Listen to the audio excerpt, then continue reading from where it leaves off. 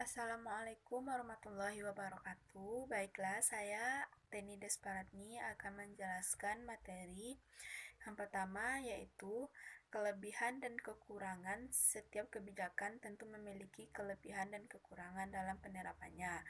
Berdasarkan analisa yang ada, dapat diambil dari teori kebijakan baru, di antaranya kelebihan kebijakan baru faktur pajak PPN. Yang pertama, PKP akan lebih transparan dalam penerbitan nomor seri faktur pajak, di mana dalam pelaksanaannya penggunaan nomor seri faktur pajak akan terus dipantau oleh Direktorat Jenderal Pajak.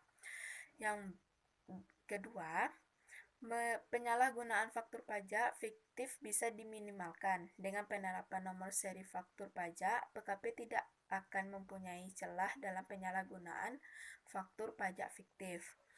Yang ketiga, penerimaan pajak dari faktur pajak bisa terlaksana secara maksimal. Dengan menyempitnya penyalahgunaan faktur pajak, maka penerimaan kas yang didapat dari faktur pajak menjadi lebih maksimal.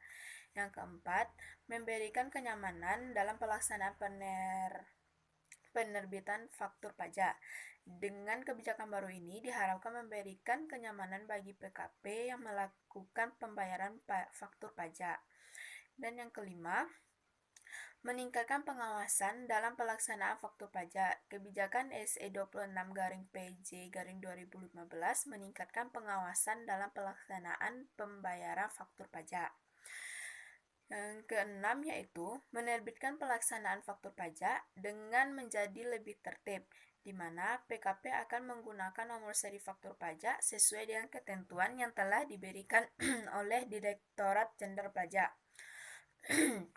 Selanjutnya yaitu kekurangan kebijakan faktur pajak PPN. Yang pertama, program ISPT belum bisa mengkoordinir perubahan kebijakan yang baru, terutama mengenal faktur pajak pengganti. Yang kedua, waktu yang kurang efisien, di mana PKP harus meluangkan waktu lebih banyak untuk bolak-balik, termasuk legalisasi dari pejabat yang berwenang dalam membubuhkan tanda tangan ke faktur pajak tersebut. Yang ketiga, kebijakan ini juga akan menambah pekerjaan aktivasi dan password. Kebijakan ini juga akan menambah pekerjaan lain dari KPP, berupa pelayanan pemberian kode, aktivasi dan password, pelayanan pemberian nomor seri faktur pajak, dan pengawasan atas nomor seri faktur pajak yang diberikan. Yang keempat, penomoran seri faktur pajak pada perusahaan manufaktur akan menjadi sangat sulit, di mana dalam perusahaan manufaktur, pajak yang digunakan menjadi lebih banyak. Yang kelima, PKP diharuskan untuk melek teknologi, karena pengiriman kode aktivasi dan password yang diterima dikirim melalui email.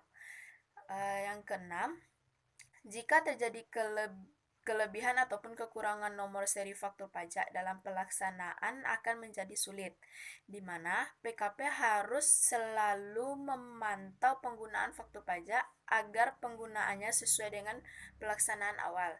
Jika terjadi kelebihan dalam penggunaan nomor faktur pajak, harus dikembalikan kepada kantor pelayanan pajak terkait.